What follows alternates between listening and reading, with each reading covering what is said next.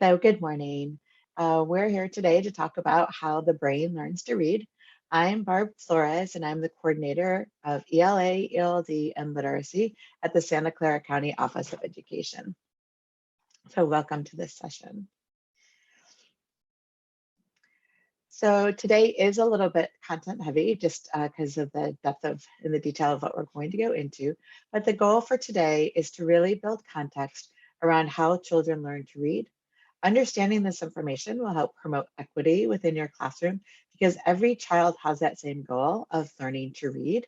However, we all get there on different paths. So how the brain learns to read is the first step to support equity because you will learn the complexities of reading and how to best personalize the needs of your students and see the gaps in their journey of learning to read. The focus today will be on building the foundation for learning to read, thinking about why reading is so difficult. And then also you will have an opportunity to experience reading as a student and understand how the brain processes information to read proficiently. So thinking about the agenda today, I'd like you to write a personal goal for your learning during today's session. I'll pause for a minute and let you write a personal goal for today's learning. So just to build context, I ask you to write a personal goal for today so that you can connect your learning to that goal. It helps us as learners to provide and also to provide access to our students. So whenever you can make an a point to do that, that's great. You can use that with your kiddos. Just a quick little check-in. That's just a little fun one, 7. I think I'm feeling around 7 too. Kind of fun, right? So just anytime that we can check in with our students is also helpful to help their social emotional learning and growing. And so it doesn't have to be anything spectacular, anything that connects to students. You know, Betty White is so famous, so that's why I put Betty White in here, and it's just a great, she's just a great memory. And so anytime you could do that with your kids, using things that they can connect to, doesn't have to be so many, but just that checking in with them just to see how who's in the room and how they're doing is always helpful to support students' learning. Okay. So this is one of my favorite quotes from the guru Louisa Moats. Informed teachers are our best insurance against reading failure. While programs are very helpful tools, programs don't teach, teachers do. What does that quote mean to you? I'm gonna pause for a second. You can unmute or you can write it in the chat.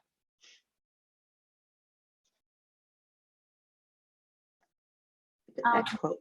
When I see informed teachers, it makes me think about teachers who are learning to do better instructional practices. So they're not just implementing something, but they're implementing best practices for kids. Yeah, they maintain learning. That's awesome. I love that. Thank you. So the reason why I like this quote is we often fall back on our program to lead our instruction. And I was guilty of that in the classroom at some point. However, through the years, I realized that there were several gaps in programs in key areas. And so if all educators are aware of those gaps, they can truly, and what's truly critical to read proficiently, they would be able to plug those holes in the program. So why is reading difficult? What do you think? Why is it reading difficult for our students? Go ahead and respond in the chat or unmute.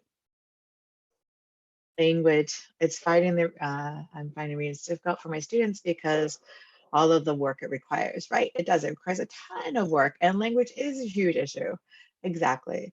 So if research-based practices are so important and research exists that shows how to ensure that most students learn to read, why don't more educators know about it? So at times, the world of education and the world of research seem to inhabit two different planets.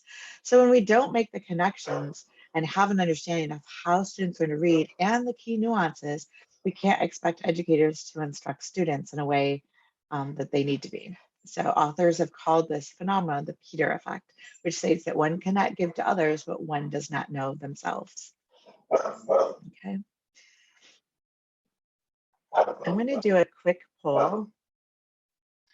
Is this a myth or truth? Learning to read is natural, like learning to talk. You're exactly right. That is a myth or false. For some reason, this myth, learning to read like learning to talk and understanding spoken language, is natural. Some children do, in fact, learn to read easily and seem to need very little instruction to identify and make sense of written word. But what about the rest? That number that fall into the latter is a majority of our students in our classroom. Human history and reading research contradicts the idea that most children learn to read naturally, like the way they learn to talk. Almost all children that can hear or are spoken to, they will learn to talk. But with reading, you will need explicit instruction. So the simple view of reading. The simple view of reading is word recognition and language comprehension is what is the product of reading comprehension. So to translate the alphabetic, according to Goff and Turner, the two most important components of reading are the ability to code the written word and the ability to comprehend language of the text. The simple view of reading emphasizes that proficient readers have well-developed skills in both of these domains. As students cannot decode printed English, they cannot comprehend it. If students cannot comprehend English, they cannot comprehend written English either. So for example, if they can't decode, that they do not have skills in decoding, but they do have some language comprehension, the product is still going to be that they don't have reading comprehension. If you are strong in decoding and word recognition, but weak in language comprehension, you don't have good reading, or you won't have good reading comprehension. If you have partial decoding and strong language comprehension, you will, and most likely you will not be able to comprehend text completely. These students would only have the basics and would be missing multisyllabic work and have trouble with 4 to 5 syllables. Oops. And then the last one, with 0.5 in each domain, is often the most common, and you will still end up with only partial reading comprehension. If you can't read a word, then there is no strategy that can get you to comprehend. So I think this is super helpful to have this understanding in the equation, and it kind of makes sense. Again, most of our kiddos land in this last one. So when we break down the simple view of reading, it's word recognition. So let's understand how these domains interact and support effective reading. When we unpack the word recognition, we are talking about phonics, phonological awareness, and phonemic awareness, and phonics, which is print concepts and letter knowledge. And then when we talk about language comprehension,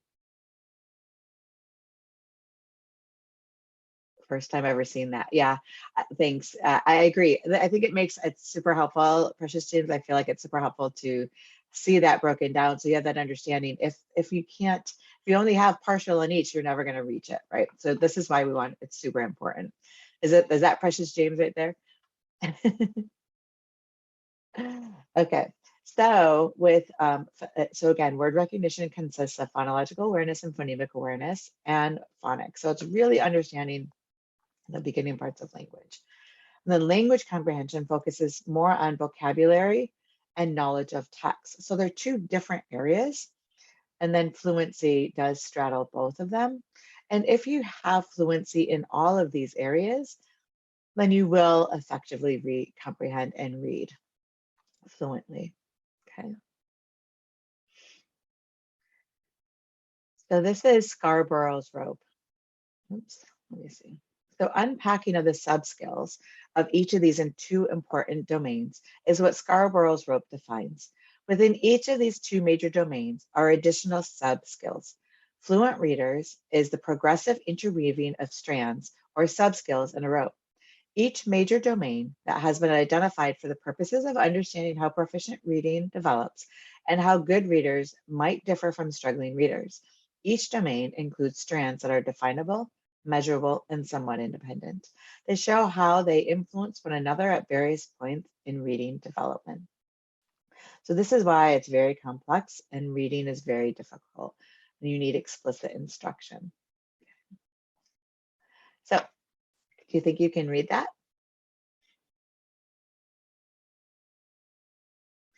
I see you shaking your head, right? So it looks like a foreign language. So those who can read the International Phonetic Alphabet proficiently are probably the only ones able to make sense of that sentence because they can translate the symbols into sounds and words. So it says, the best thing about an alphabet is it allows the reader to decipher any new words. So we're going to dig a little deeper into that. So let's practice some sounds, okay? So ready? Let's look at that first one. It's the letter F. So I want you to pay attention to where your mouth movements are and your breathing is. Right? Can you do that with me? And actually you can unmute during these next few slides. Okay? You could just stay unmuted. So the next one is N, right? So when you do N, the tongue below the teeth and you blow out the air through your nose. It's kind of a nasal sound. Right? And then the last one, K. Under your chin, you can say the K sound without letting your chin go down.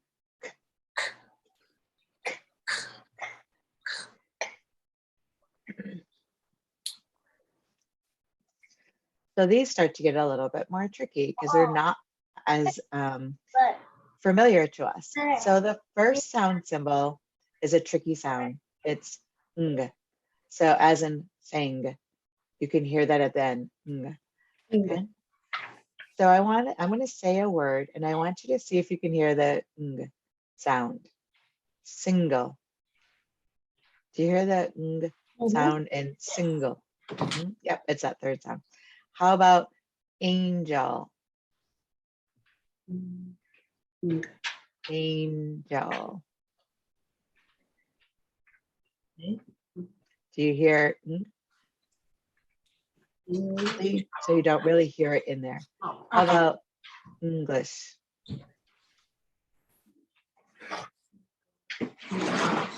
So you do hear it in English. So it's hard to hear the sounds, right? So this is us who are proficient in reading, right? So the second symbol is the tongue sticks out. So let's practice that. Do you hear that? Okay. So thicket. Do you hear the sound in thicket?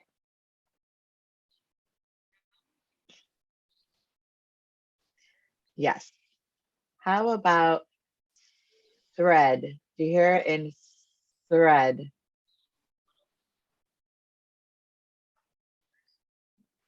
You hear that at the beginning of thread. Good. Okay, how about the.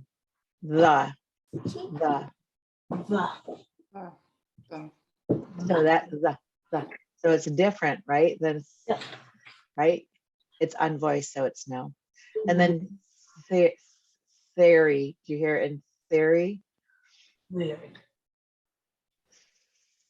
Theory. Yep. Okay. And then this third sound right here with the S with the little small V or upside down caret. So that sound is shh. Let's do it together. Shh. Ready? Let's see if you hear it in the word sugar. Do you hear it in the word sugar? Sugar. Yep. How about vision? Vision. Do you hear sh in vision? Vision. And then cashier. Do you hear it in cashier? Cashier. Yep. Yep. Okay.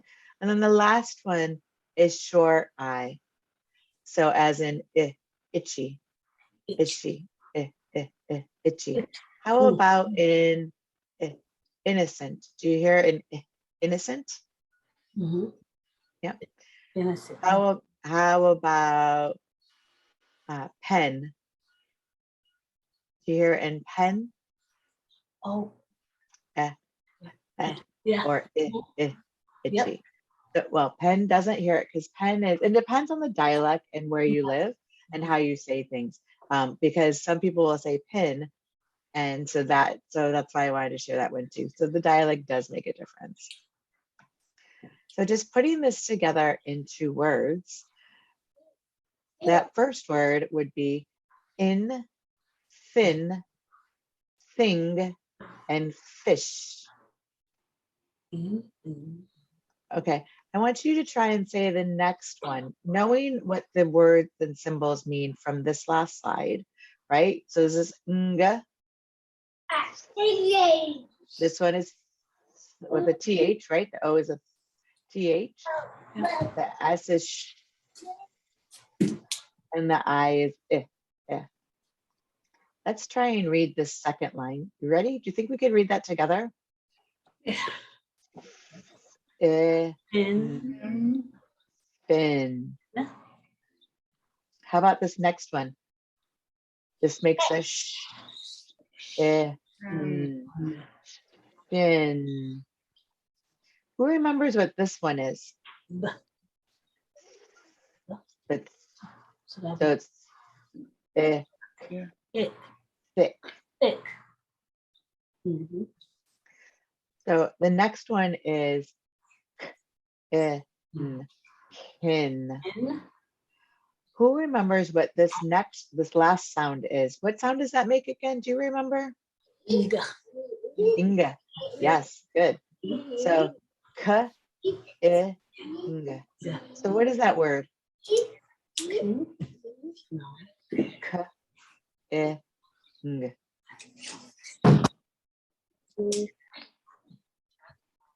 King. So that would be king. And then this one is kick. So you can see as when we do these and we listen to these sounds, so you're not as familiar with seeing these symbols because you just learned them seconds ago. Yeah. Right. And so that's how it's like for our students, which is why we need explicit, systematic instruction so that they can have that understanding and depth of knowledge to be able to read accurately.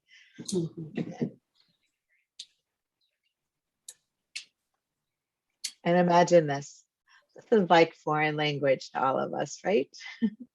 This is how some of our students feel when they go in here. So I didn't go through all the symbols, but take a minute to see if you can read any of this story. Can you pick out anything in that story? Mm-hmm. Okay, maybe the king was kicking a fan. Yeah. And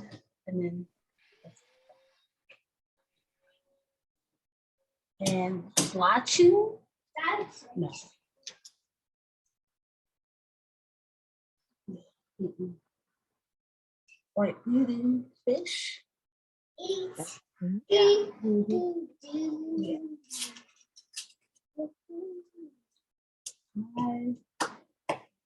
I want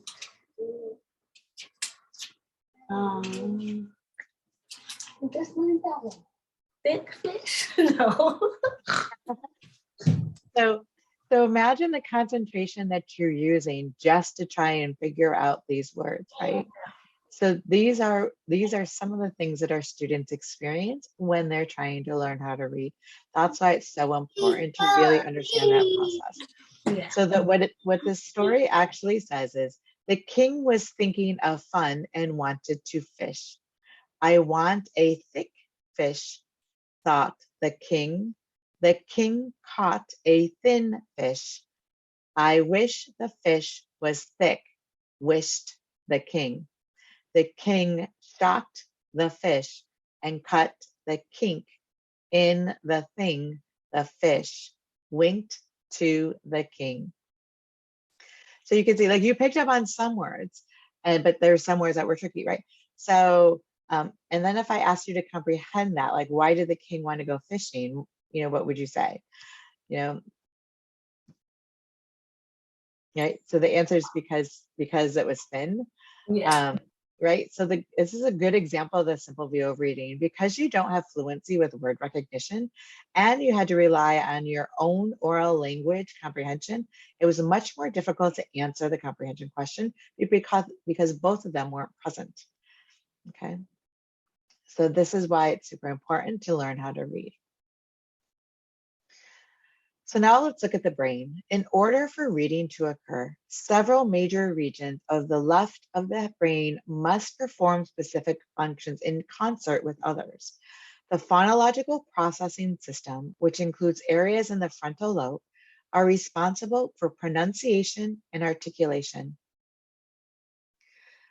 The orthographic processing system in the occipital lobe of the brain on the right side of this picture is what they call the brain's letterbox. So if you put your fist out like this, you can, on the side closest to your wrist is the phonological processing system. And then the orthographical processing system is on the right. And your index finger in that path is that path between them that bridges and builds proficient readers, because the two processing systems work together. Oh, I'm sorry, you can't see that. I'm not in the picture. So if like this is a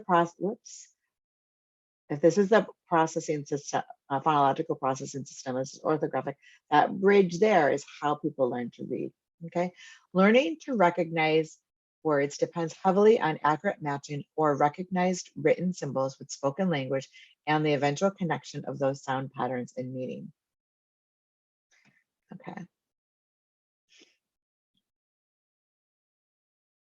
Oh, I already changed the slide. Okay. So, which leads us into the four-part processing model of word recognition. The four-part processing model represents the complex mental activity involved in word recognition.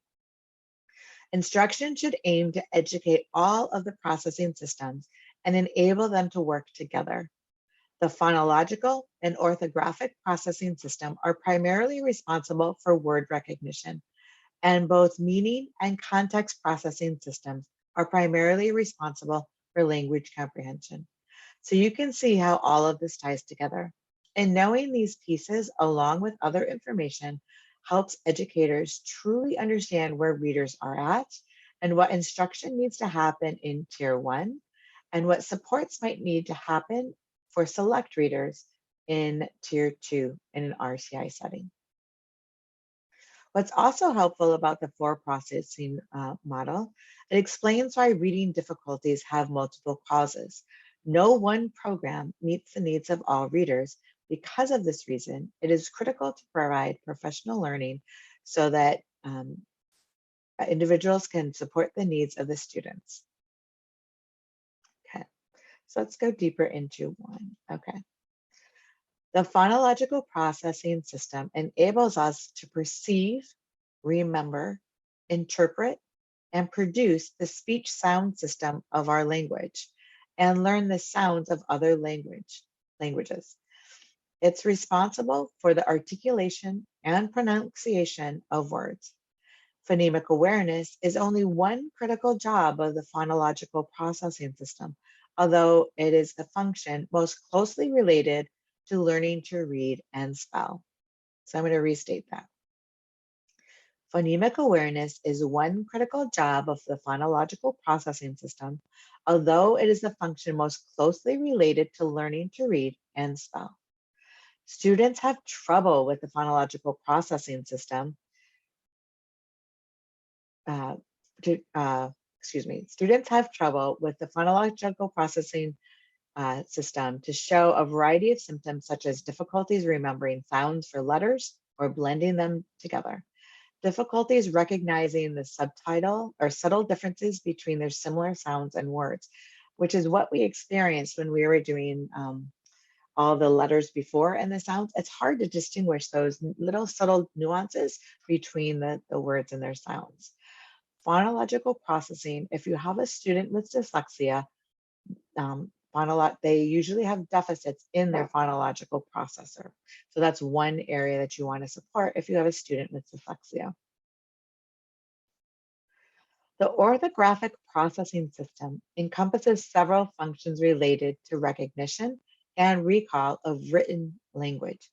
It also learns to recognize other aspects of print, such as punctuation marks and spaces. Letters are abstract visual cues. Once we learn how to read, we have no trouble interpreting different font sizes. Printed word recognition is faster and more accurate if the spoken form of the word already exists in the person's listening vocabulary.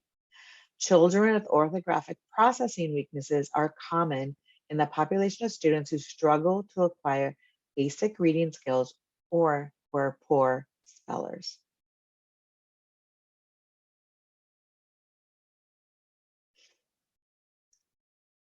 The brain processes meaning differently than the phonological processor, associating phonemes and graphemes, and the orthographical processor that builds automatic recognition of words in print. The meaning possessing system, the meaning processing system, also known as the systematic processing system, interprets the meaning of the word in and out of context. This is why in vocabulary instruction, it's crucial to emphasize the importance of words in relation to one another, not in isolation, and to connect them to ideas and words students already know something about. Children with weak vocabularies, limited knowledge of English, and/or weaknesses in verbal reasoning often have trouble with reading comprehension because their meaning processing system is underdeveloped.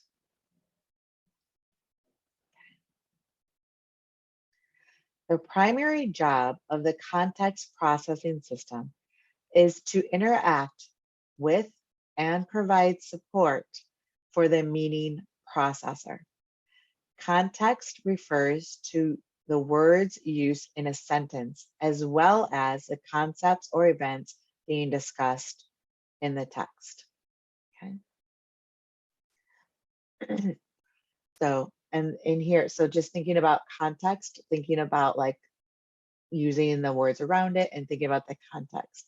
When we think about meaning, just to recap, you're thinking about meaning, you're thinking about what the word means. It says it right in there. The phonological and the orthographic are the ones that are specifically related to word recognition. Phonological is listening to hearing sounds and articulation in words, and the orthographic is looking at the written graphing. So now, just to conclude, we're going to have a quick little quiz that we'll talk through together. So let's do the first one together. So you'll see at the bottom of the screen, we have the phonological processing, the orthographic processing, the meaning processing, and the context processing system. So they're all listed below there. I'm going to read each of these separately, and I want you to think about which processing system do you think this closely relates to? Okay, you can unmute or write it in the chat. Tell me the 3 meanings for the word pitch. Again, tell me the 3 meanings for the word pitch. Do you think you're using the phonological processing system, orthographic, the meaning, or the context?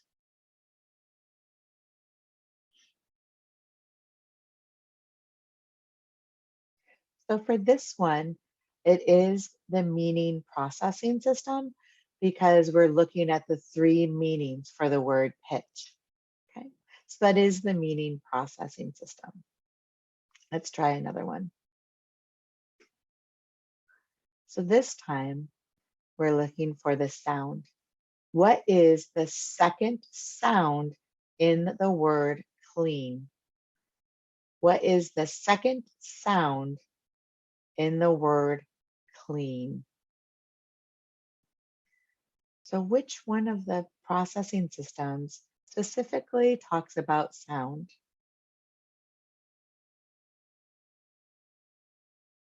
The phonological processing system, the Mhm. orthographic, the meaning, or the context? Phonological processing? Yes, great. Thank you. It's the phonological processing system. That's the one that deals specifically with sound. Mhm. Thank you. Okay, now let's say the word pal, and then we're going to say it again, but we're not going to say the ooh sound.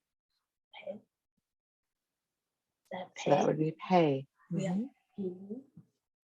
So which one do we think, which processing system do we think this is using? The phonological processing system or the orthographical processing system?